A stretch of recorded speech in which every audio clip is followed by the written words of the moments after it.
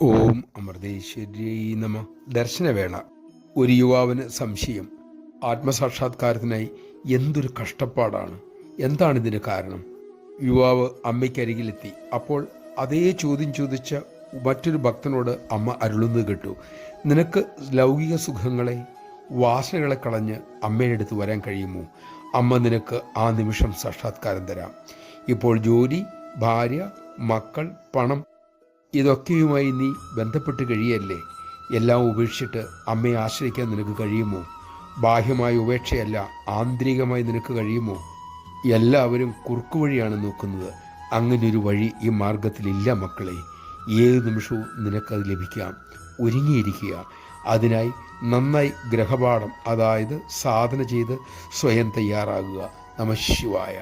ഈശ്വരനെ, അമ്മയെ കിട്ടാനുള്ള എളുപ്പവഴി അമ്മ തെളിക്കുന്ന വഴിയിലൂടെ മുന്നേറുകയാണ്. നമുക്കത് സാധിക്കട്ടെ.